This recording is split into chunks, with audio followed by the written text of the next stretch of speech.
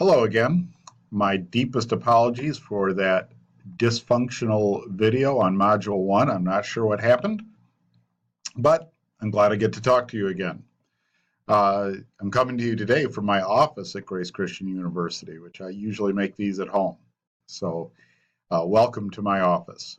Let's talk about Module 1. Right now, if you look at the screen, I'm on the home page for our course. You can see the announcements down here. Be sure to always check out the announcements. In fact, I would say always click more announcements. Make sure you've heard everything I have to say to you. But right now, we're going over here to Module 1, and we're just going to take a look through it. And as I said in my email when I noticed this video wasn't working, everything you need to know is in writing. So if you missed my video or you just don't want to listen to me, the information's there. But I think it always helps to hear how I say it, hear what I'm emphasizing. So here we go. Module 1, there's an introduction here. Please read the introduction carefully. And then there's learning outcomes and required reading. The learning outcomes are what are supposed to happen to you because you do this week's work. When you've done this work, you should be able to identify the foundations of a biblical worldview. Maybe you can do that already, but if not, you should be able to at the end of this. And you should be able to examine the ways in which contemporary culture views those who hold a biblical worldview. So you should understand a little bit about how folks who don't hold our worldview view us. And then you should be able to reflect on the formation of your own biblical worldview. This is an exercise in becoming self-aware about my worldview and is it really biblical? And the thing about a worldview is it's always functioning. And most of the time I'm unaware of it. This week is a time of examination of what we believe and does that influence the way we think, because it needs to in graduate studies for ministry.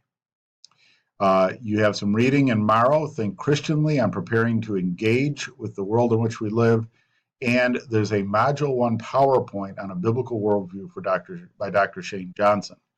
Now you find that PowerPoint right down here in this folder called Lectures, Media, Supplements. You click on that, and there are 2 embedded videos with Dr. Johnson's PowerPoint on Christian worldview, and you can listen to those.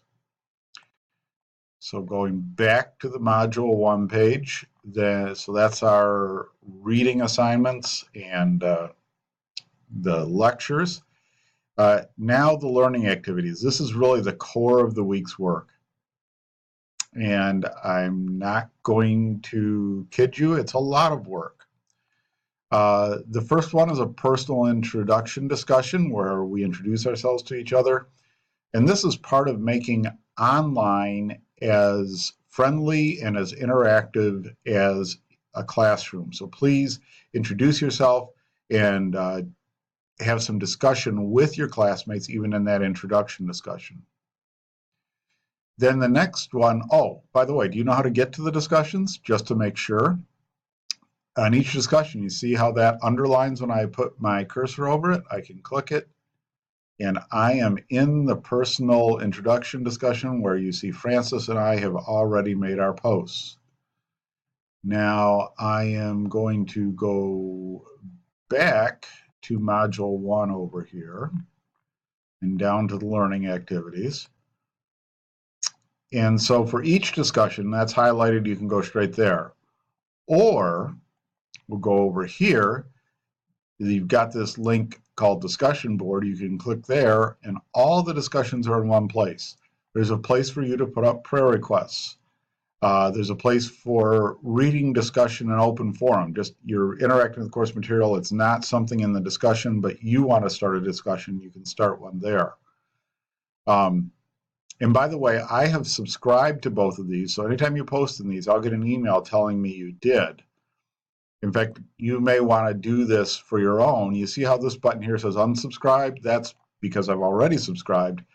But if you were to go into any forum, click subscribe, you will get an email every time someone posts. And these top 2, you may want to do that. That's up to you.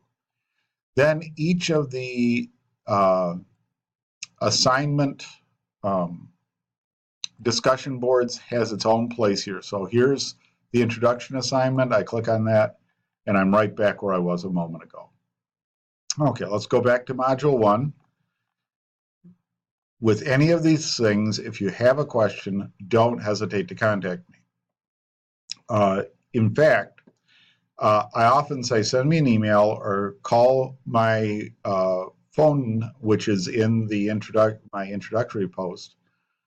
But I actually had a first today, and I don't know why it was a first. It's nothing unusual, but a student texted me. Not sure why that is, but no student ever texted me. You're welcome to do that too, but if you do that, identify yourself, because all you're going to be is a strange number. So tell me who you are. All right. So the next discussion is a biblical worldview discussion. And you can read the instructions. I'm not going to read all the instructions to you, but this discussion is about what a biblical worldview is, and is ours truly a biblical worldview. And by the way, I will comment on, I don't know if we're 100% consistent with this, but sometimes we talk about Christian worldview and sometimes we talk about biblical worldview. We really want to develop a biblical worldview, and that isn't as opposed to a Christian worldview, but it's a very specific kind of Christian worldview. There's different kinds of Christians. And for some of them, their worldview is more determined by church tradition or by a system of theology. Our goal at Grace Christian University is that our students' worldview will be shaped by the Bible.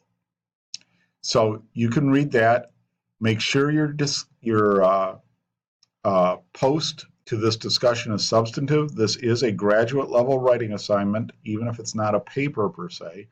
And then notice down here in bold, in addition, cite the relevant thought of another scholar, that is, besides Morrow that you read for the course. Part of graduate study is you're always researching, you're always trying to find more information. So you can do a search and find another scholar to give input on a biblical worldview or a Christian worldview. Then the big assignment for this week is the biblical worldview analysis paper. It's worth 75 points. It has very long instructions here. Read the whole instructions. And down here, there's some links for some other things for you to read. I want to point out just one of those. Notice here where it says Worldview Boot Camp. If you click on that, it will take you to an article in a magazine called Christianity Today. They will let you read part of the article and then say subscribe to read the rest. Well, if you go up here, I went ahead and attached, this is a PDF file with the whole article. Now, how did I get that? I used the Grace Christian University Baltimore Library. I may make a video to show you that. I don't want to take the time right now. This video is already kind of long. But I went into the library, went to the databases, went to the theological database. I typed in Worldview Boot Camp, the title of the article, and boom, first result was that article with the full text availability to me because our library paid for it. So that tuition you're paying us pays for the library. The library can get you access to things that you won't get on the internet. Use the library. All right, so that's the second discussion. And then weekly reflection discussion. You will have a reflection discussion every week. And this is your chance to stop and think about, what did I learn this week? And there's very specific instructions there.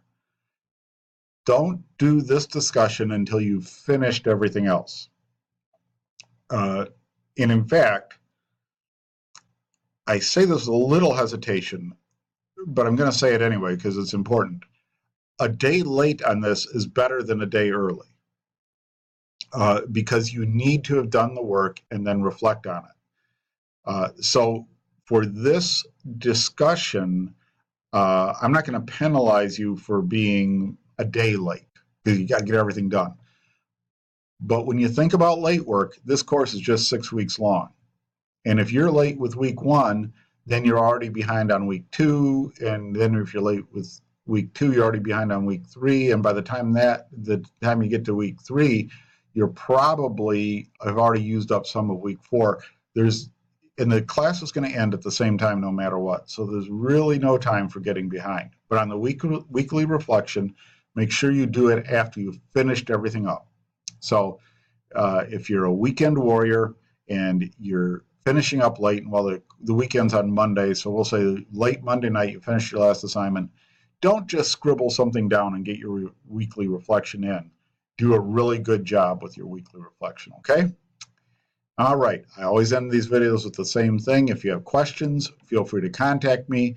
I look forward to working with you in this course.